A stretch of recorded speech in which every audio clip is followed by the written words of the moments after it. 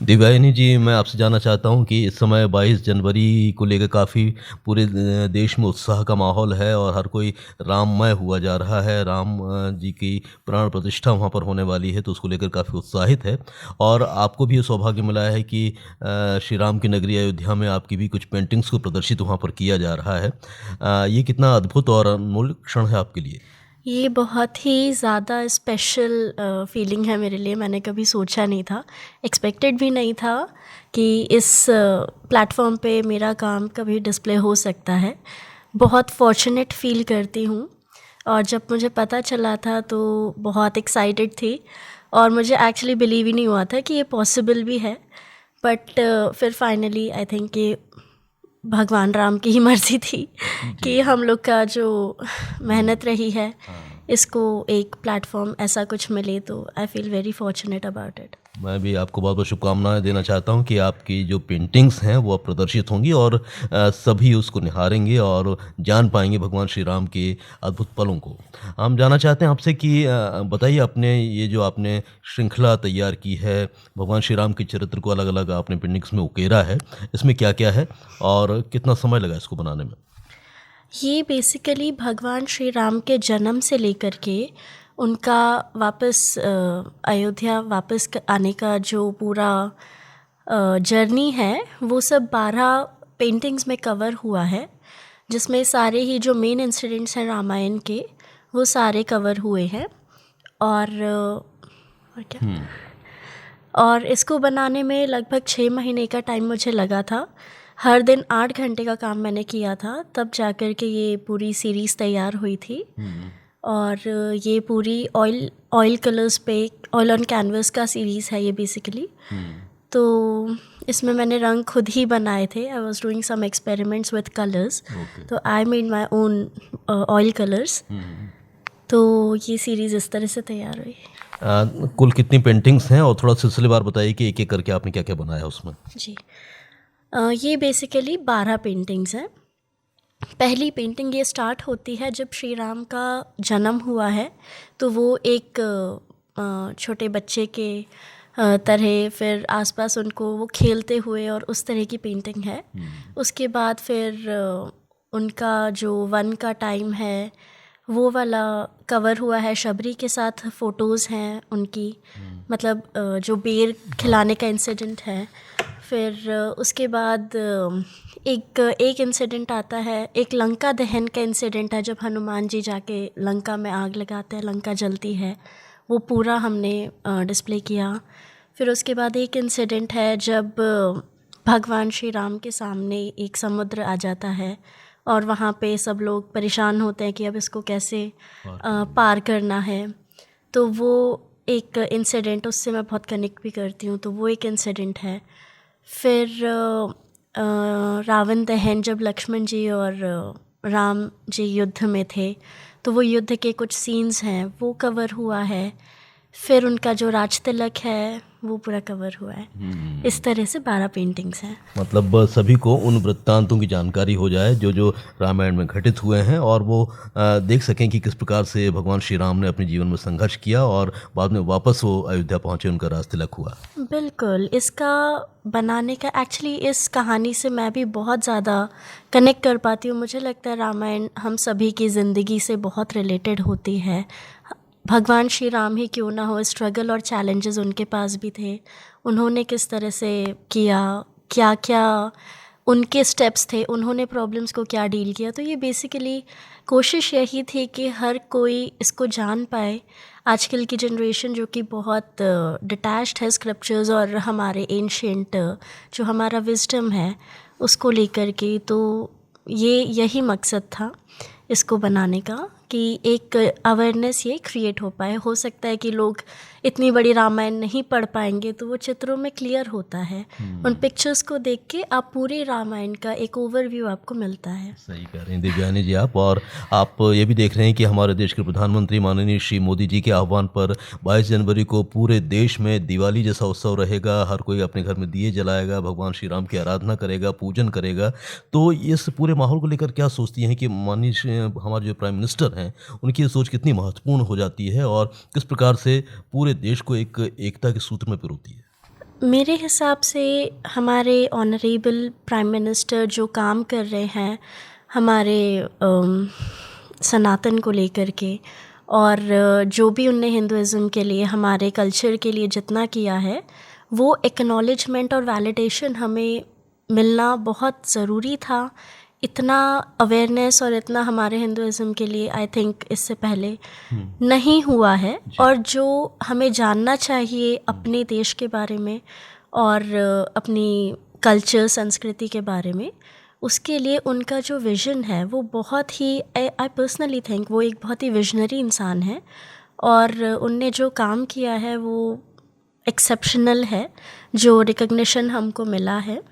तो I think कि बहुत फॉर्चुनेट है हम लोग, और हम बहुत ही एक अच्छे टाइम में, अच्छे एरा में हमारी कंट्री अभी जी रही है कि हमको इस तरह का एक विजडम हमें जानने मिला। हमारा एक कनेक्टिविटी अपने ही रूट से हमें मिल पा रही है, इसमें उनका बहुत बड़ा कंट्रीब्यूशन है।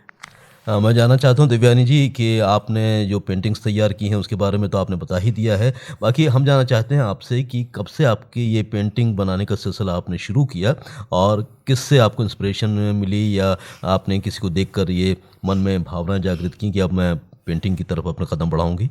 ये कॉन्शियस डिसीजन नहीं था पेंटिंग्स करने का, बनाने का, एक फ़ाइन आर्टिस्ट बनने का। जी।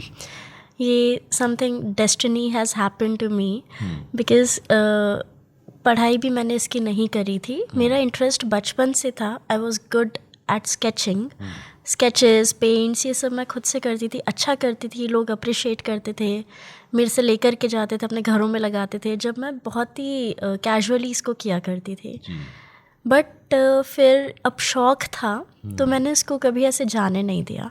हमेशा जैसे काम के साथ भी, अपनी जॉब के साथ भी, मैं इसको साइड बाय साइड इसको कंटिन्यू कर रही थी। बट फिर धीरे धीरे आई डोंट नो क्या हुआ, लोगों ने देखना शुरू किया, उसको बहुत वैलिडेशन मिला, डिमांड बढ़ गई, और फिर धीरे धीरे ये करते करते फिर बाकी काम सेकेंडरी हो गया और यही प्राइमरी हो गया। फिर 5 साल पहले फिर मैंने अपना खुद का भोपाल में, यहाँ MP नगर में स्टूडियो चालू किया, और वहाँ पे हमने मोर देन 150 स्टूडेंट्स को हमने 1 साल में ट्रेन किया है। एग्जिबिशंस करी हैं जो कि इंटरनेट पे सब डेटा अवेलेबल है। देन हर एज ग्रुप के लोगों को हमने ट्रेन किया है, और बहुत कम टाइम में आई थिंक ये एक अकम्पलिशमेंट रही है मेरे लिए, मेरे साथ जो भी लोग काम करते थे उनके लिए। यहाँ कुछ वरिष्ठ आर्टिस्ट थे, चित्रकार थे, जिनसे गाइडेंस मिला। ऐसे कोई एक मेंटोर नहीं है, कई मेंटोर्स रहे हैं साथ में, तो एक नाम तो नहीं लिया जा सकता। बट हाँ, मुझे ऐसा लगता है कि भोपाल में टैलेंट की कमी नहीं थी, क्योंकि जब मैं ढूंढने निकली तो मुझे ऐसे बहुत लोग मिले जो काम बहुत अच्छा कर रहे थे। तो लकी थी, आई थिंक कि I have been fortunate enough. तो ये जर्नी इस तरह से चली। 2 साल कोविड में भी हमने काम किया। तो जब कोविड था हम ऑनलाइन कर रहे थे, पूरा स्टूडियो मैंने ऑनलाइन कन्वर्ट किया। बट फिर उसके बाद मुझे 2 साल मिले तो मैंने अपना इसी में ही डिग्री भी की, मास्टर्स इन विजुअल आर्ट्स। तो अभी प्रोफेशनली अब यही चल रहा है। नहीं, बहुत अच्छी बात है, आपकी जर्नी के बारे में हमने जाना। अच्छा, अयोध्या जी में तो आपकी पेंटिंग्स को प्रदर्शित किया ही जाएगा, इसके अलावा भी आप और अपनी अपनी कला का जो प्रदर्शन है और कहाँ कहाँ कर चुकी हैं, और किस प्रकार के अचीवमेंट या कुछ सम्मान या पुरस्कार आपको मिले हैं, उसके बारे में भी कुछ बताइए। अभी आने वाला जो प्रोग्राम है वो अयोध्या का है, जो कि मोस्ट प्रोबेबली फरवरी तक जाएगा। और पिछले कुछ टाइम में ऐसे कई एग्जिबिशंस रहे हैं। जैसे रिसेंटली हमने मिनिस्ट्री ऑफ कल्चर का एग्जिबिशन था दिल्ली में, तो दिल्ली में मैंने अपनी पेंटिंग्स का डिस्प्ले किया था। फिर उससे पहले भोपाल में स्वराज भवन में मेरा खुद का एक ऑर्गेनाइज्ड एग्जिबिशन रहा है, तस्वीर नाम से, तस्वीर 2019। तो उसमें हमारे ही ग्रुप का पार्टिसिपेशन था, मेरी पेंटिंग्स थी। फिर इंडिया आर्ट फेस्ट में किया है, और ऐसे कई एग्जिबिशंस हैं मुंबई में, दिल्ली में, भोपाल में। अभी ये जर्नी बस चल रही है। तो आने वाले समय में क्या नया प्लान कर रही हैं आप? आने वाले टाइम में हमारे कुछ प्लान्स हैं। मेरा पर्सनली इंटरेस्ट बहुत ज़्यादा है इंडियन स्क्रिप्चर्स में। तो अभी रामायण से शुरुआत हुई है। मैं I am so much into Bhagavad Gita also. तो अभी उस पे भी एक सीरीज़ चल रही है, तो उसका भी एक बहुत इम्पैक्ट है मेरी लाइफ पे, एक इंस्पिरेशन है। तो उस पर भी काम करना है। मेरा ये मानना है कि आने वाला जो टाइम है, जनरेशन है, जेनजी है, वो कनेक्ट कर पाए हमारे जो रूट्स हैं उनको। और गवर्नमेंट के ही कुछ एग्जीबिशंस हैं जिनको प्लान किया जा रहा है। कुछ नेशनल लेवल एग्जीबिशंस हैं मुंबई में, उन सब को आगे मतलब ये सब बकेट लिस्ट में चल रहा है। चलिए, आप जैसे और भी बहुत सारे लोग हैं जो कला की फील्ड से जुड़े हुए हैं, पेंटिंग की फील्ड में कुछ कर भी रहे हैं, कुछ आना भी चाहते हैं, तो उनसे क्या मशवरा है एक आर्टिस्ट होने के नाते आपका? टफ़ तो है, डिफ़िकल्ट है। पर्सनली मैं अपना एक्सपीरियंस अगर बताऊं, लोग आपको मना भी करेंगे, हो सकता है इनिशियली आपको सपोर्ट ना भी मिले। बहुत मुश्किल बात है। और इतना हमारे यहाँ इतना अवेयरनेस आर्ट को लेकर के अभी नहीं है। बहुत ही कम लोग हैं, बहुत ही छोटा ग्रुप है जो पेंटिंग्स और इन चीज़ों को कनेक्ट करता है। बाकी सब तो एक बड़ी रूटीन सी लाइफ होती है, उसी में ये दुनिया जी रही है। अगर आपका इनर वॉइस है, इनर कॉल है, आपको लगता है कि यही आपका कॉल है, तो डेफिनेटली आई थिंक कि रास्ते अपने आप बन जाते हैं। थोड़ी मुश्किल होती है, परेशानी होती है, बट अगर आप बहुत जेन्युइनली, आपके दिल की आवाज़ होती है, तो वो धीरे धीरे रास्ते खुलते हैं। और इस बातचीत को समाप्त करें उससे पहले क्या कहना चाहती हैं 22 जनवरी को लेकर हमारे देश के लोगों से, अपने साथियों से और जो हमारे सुनने वाले हैं उनसे? 22 जनवरी का एक बहुत अच्छा इवेंट हो रहा है अयोध्या में। हम लोग बहुत ही लकी हैं, बहुत फॉर्चुनेट हैं जो इस तरह के दिन हम लोग देख रहे हैं। और हमारे कल्चर को लेकर के, हमारी आइडेंटिटी को लेकर के, हर चीज़ को लेकर के इतना बड़ा इवेंट रखा गया है। हमें वैलिडेशन, हमारे एग्जिस्टेंस को वैलिडेशन दिया जा रहा है, हमारी रूट्स का एक्नॉलेजमेंट हो रहा है। ये छोटी बात नहीं है।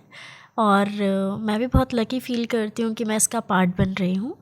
और अच्छा है, पूरा कंट्री जिस तरह से यूनाइट हो रहा है, हम सब इसको सेलिब्रेट कर रहे हैं, तो I think we are in the golden time. Thank you so much. Thank you so much sir for inviting me. मेरा बहुत अच्छा एक्सपीरियंस रहा यहाँ आने का, और आई फील सो प्रिविलेज्ड यहाँ आपने इनवाइट किया, उसके लिए थैंक यू सो मच।